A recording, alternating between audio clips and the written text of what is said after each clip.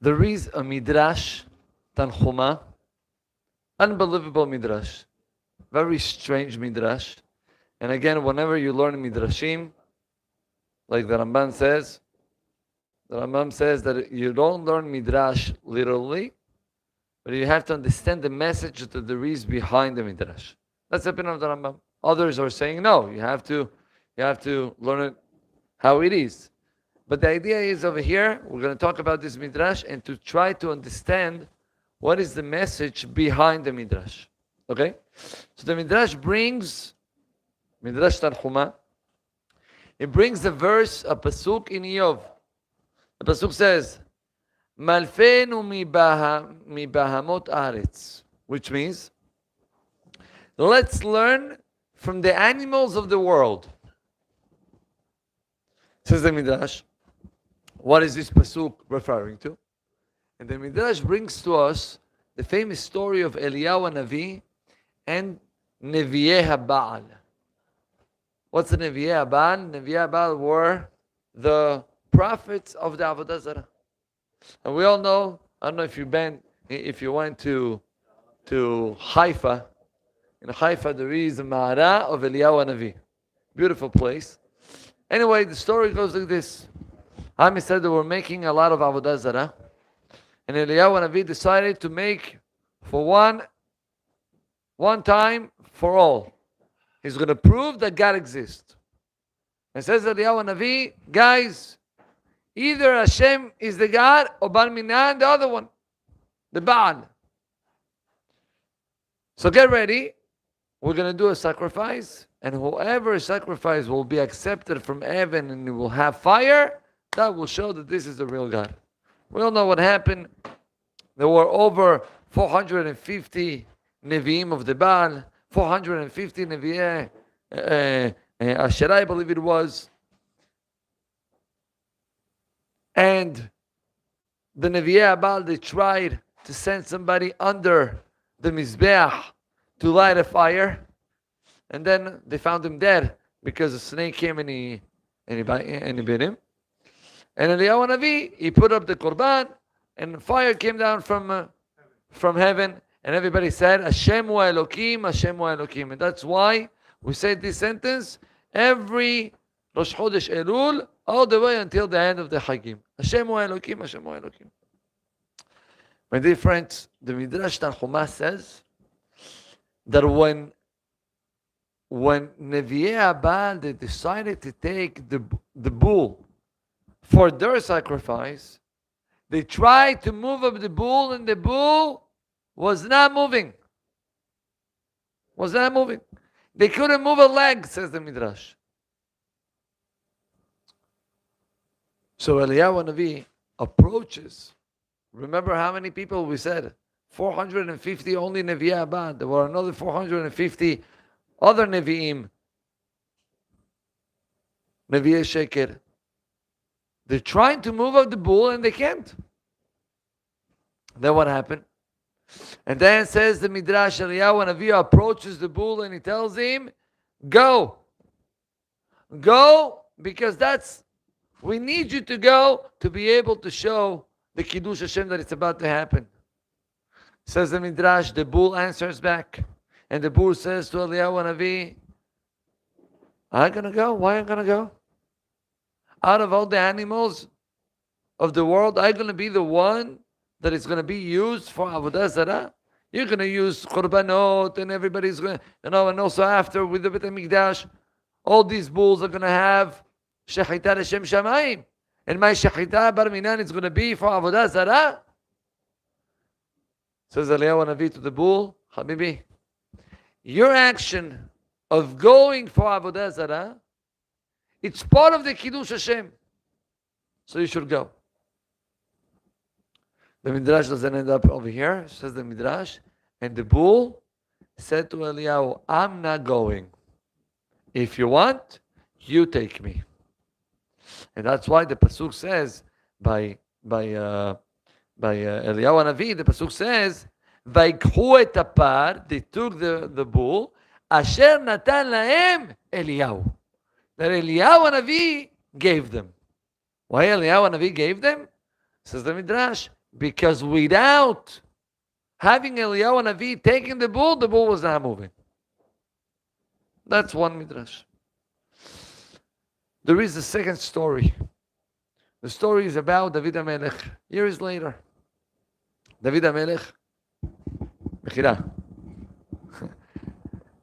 David HaMelech, the Torah says, the Navi says, that David HaMelech wanted, years before of course, David HaMelech wanted to bring the Mishkan, the Aron Brit Hashem, they wanted to bring it, and they put it in bulls, to carry the Aron Brit Hashem. There was a man, his name was Uzzah. Uzzah was nearby the place where all the bulls with the Aron was on top, and he was walking with the Aron, behind the Aron, and he realizes that one of the bulls moved, right? And the Aron Kivyachol was not holding good. So, right, he lost the balance. Uzzah got scared, and Uzzah went and he touched the Aron. And what happened at that moment? HaKadosh Baruch Hu killed Uzzah. You touched the Aron, you're not a Kohen, he got killed on the spot. Why he got killed? He had a good intention.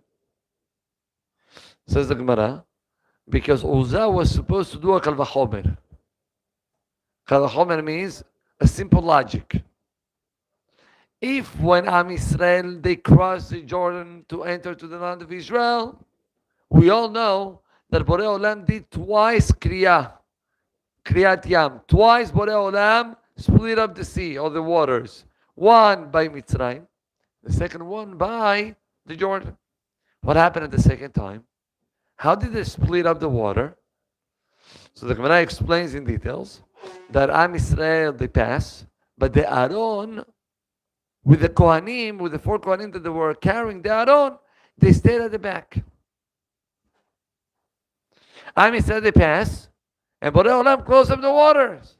So you had Am Yisrael on one side of the Jordan, and the Kohanim with the Aron on the other side. And then HaKadosh Baruch Hu did the Nes, the following Nes. What was the Nes? HaKadosh Baruch Hu carried the Kohanim throughout the Aron. Which means instead of having the Kohanim carrying the Aron, was the opposite. The Aron carried the Kohanim and he passed them to the other side. So says the Gemara, Uzzah was supposed to do a Kal Vachomer. If the Aron is the one who carry people, do I need you, Uzzah, to go and to hold up the Aron? My dear friends, I don't understand. Do you know how heavy was the Aron? Chazal is saying that 4 people that they carried the Aron was a nes, was a miracle. Why? Because the Aron was so heavy that 4 people cannot carry it. And only Aron Noset Nosav, which means the Aron HaKodesh was carrying Kivyachol, the 4 people that they were carrying the Aron. Let me ask you a very simple question. Why Uzzah has to come to a Kal Vachomer, to a simple logic? Without a simple logic, how do you think that he's going to hold up the Aron being so heavy? You know what's the answer? The answer of these 2 stories is to show us the same concept. That whenever you want something, you will find yourself having power above nature. If you're really fighting for that. And this is called Koach HaRatzon. One bull cannot be moved by Nevi'eh Abad. How many people there were there? But the bull decided, I'm not moving. It says the Yov, let's learn from the animals. That whenever you choose to do something and you decided in doing it, nobody's going to be able to move you. Koach HaRatzon. And same thing happened by Uzzah. Uzzah decided that he's going to hold up the Aron. He did a mistake and he deserved the death. But he knew that it doesn't matter how heavy it's going to be. If this is my will, that I don't want the Aron to fall, even though it was a mistake, I don't want the Aron to fall, it's not going to fall. they said about a very famous story about the father of Rav Chaim Kanievsky. The father of Rav Chaim Kanievsky was a holy stapler. And they said that during the war, he was in Russia. And he was taken as a soldier in the Russian army. So they had to change mishmarot, shift. So his shift, one of the days, was supposed to be on Shabbat. Now the freezing cold of Shabbat, the freezing cold in Russia. So the soldiers, they didn't have enough coats. So the rule was, the soldier that was in the previous shift will wait until the second soldier will come. I'll give him the coat, and that's it. The stapler arrived, was Shabbat, and finally he gets to the place and he realizes that the other soldier left. And the coat is hanging on a tree. We all know the halakha that says that on Shabbat, you're not allowed to take something from a tree. It's a chizera d'Rabbanan. Okay, you're not allowed to touch anything from a tree. Now, over here, pikuach nefesh. What do you mean? Danger of life. You are allowed to. Says the disciple to himself, you know what? I know that it's mutar. And I'm going to take it. I'm going to take it in 5 more minutes. 5 minutes I can survive with the freezing cold. 5 minutes. I waited 5 minutes. After 5 minutes, he decided, it wasn't so bad. I can do another 5. And he was pushing 5 and 5 and 5 until he passed all the 12 hours. Well, I don't know how many hours it was, the mishmara, until he finished all the shift. So one of his students said, when we hear about stories of people, at the time of the Gemara, of people that they have koach ratzon, we forget that this concept is not for the past. It's for the present as well. Which means when you decide to take an action, you decide that I'm not moving, this is what's important for me and I'm going to make it, nobody's going to be able to move you. That's our obligation. To show to HaKadosh Baruch Hu that you're ready to do for Him, doesn't matter what. And then you're going to be surprised. How much power do you have out of your koach haratzon? Baruch Adonai Le'olam. Amen ve'amen. רבי יוחנן בן יהושע אומר רצה הקדוש ברוך הוא לצוות את ישראל לפיכך. הנבא להם תורה מצוות שנאמר אדוני חפץ למען צדקו, יהודי תורה וידין.